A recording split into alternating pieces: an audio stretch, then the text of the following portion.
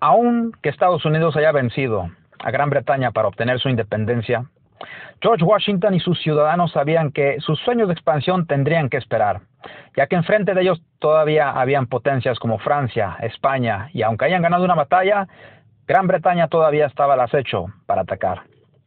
Para esto le vendría a otros presidentes del futuro de Estados Unidos, como Thomas Jefferson, que compró el territorio de Luisiana a Napoleón. Y poco a poco Estados Unidos se empezó a acercar al territorio español. Cuando México obtuvo su independencia en 1821, Estados Unidos mandó a Joel Robert Poinsett, a este hombre, para tratar de establecer tratos de comercio, una amistad contra México. Inclusive Estados Unidos trató de comprar el territorio de Texas infructuosamente, ya que México no quería. Después de la Guerra de Independencia de Texas, donde sabemos que el presidente Antonio López de Santa Anna perdió esa guerra, fue forzado Antonio López de Santa Anna a firmar el Tratado de Velasco en 1836, donde Antonio López de Santa Anna firma los Tratados de Velasco, donde reconoce la independencia de Texas, a cambio obtiene su libertad. Esto sucedió en 1836. Sin embargo, el gobierno mexicano no reconocía este tratado y el gobierno mexicano simplemente lo ignoró por completo. Cuando Texas se hizo un estado y se formó parte de la Unión de Estados Unidos en 1845, ahí es donde comenzó todo el desmadre entre México y Estados Unidos. Todo por los dos ríos, por el Río Grande y el Río Nueces.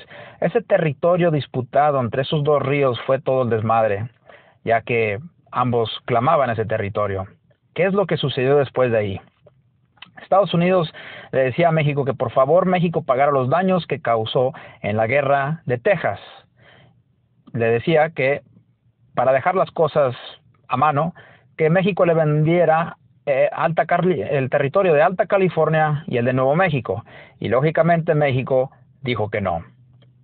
Después de eso empezaron a haber riñas y disensiones entre ambos países.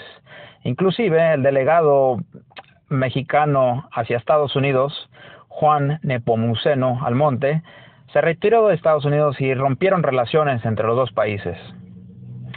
El presidente, James K. Polk, entonces ordenó un promedio de 65 tropas a ilícitamente llegar al territorio disputado para explorar esas tierras que estaban allá. Ilícitamente los mandó hacia allá.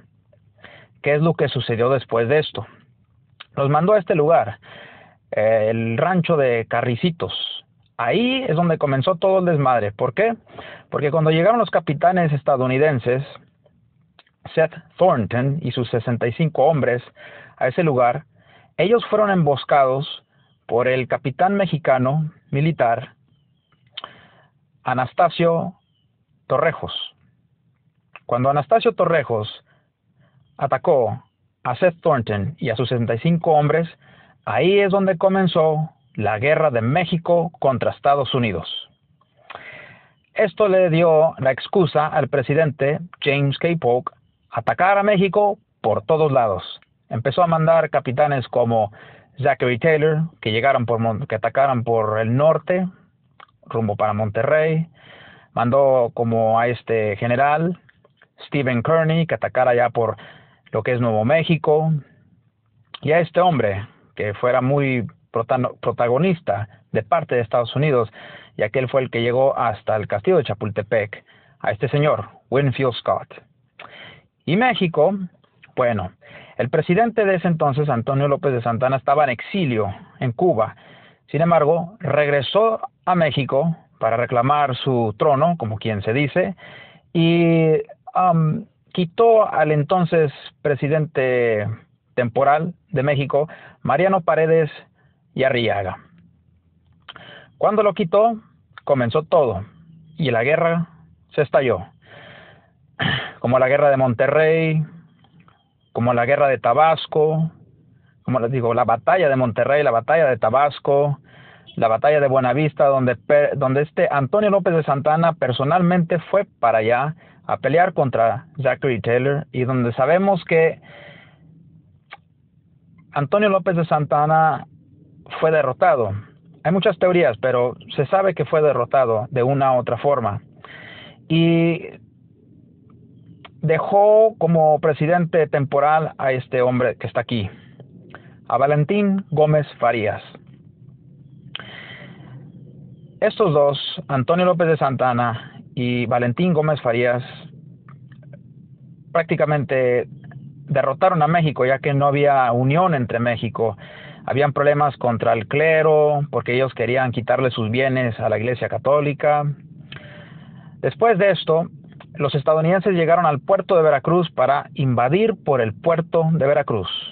Claro, mucho también con la ayuda de la organización de Manuel Domínguez, una organización de espías mexicanos que querían ayudar a los estadounidenses.